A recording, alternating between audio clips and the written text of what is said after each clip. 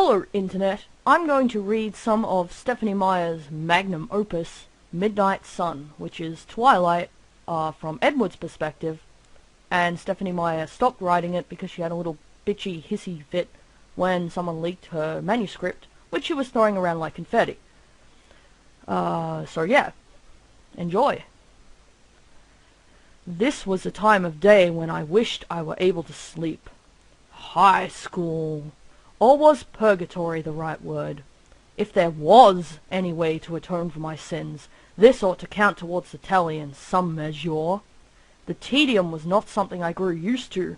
Every day seemed more impossibly monotonous than the last.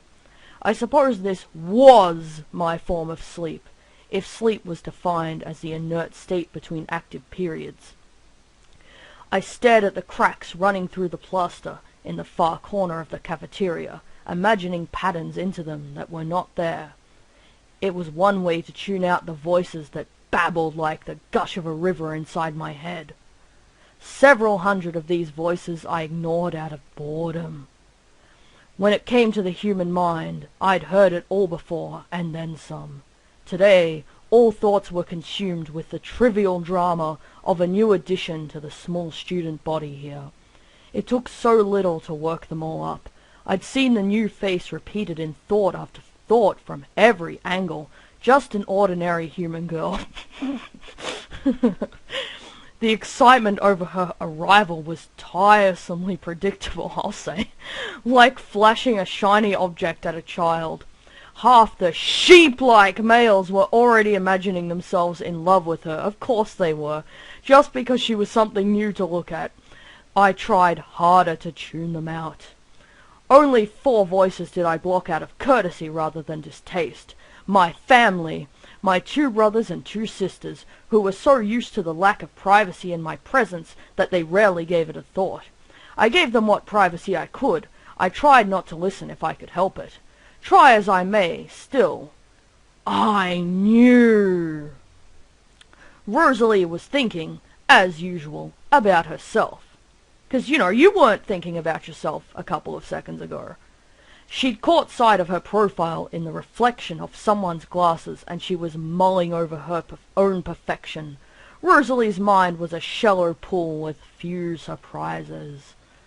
Emmett was fuming over a wrestling match he'd lost to Jasper during the night. Ooh, sexy. It would take all his limited patience to make it to the end of the school day to— Why the fuck do they go to high school? I don't understand it. There is no reason for them to go to high school. They could just say they're homeschooled. They could just say they're homeschooled. They wouldn't have to spend like 8 hours in high school. I don't understand it. I mean, I know why she did it, because she can't fucking write. And she just wanted to make a setting for Edward and Bella to meet. She wanted them to meet in high school, because that's all, stereotypically cute.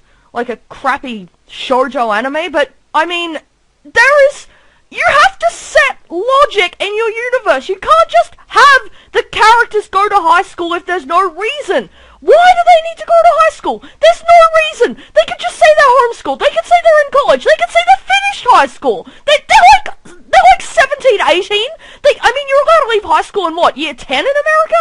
I mean, that's the age you can leave it here in Australia. So why don't they just say they're done with high school? Why do they go to high school? I don't understand it. They say, the bitches said because they don't want to draw attention to themselves. Well, I think driving frickin' $250,000 cars and frickin' ignoring every other student in the school and being, oh, so beautiful, would draw more attention than going to high school would.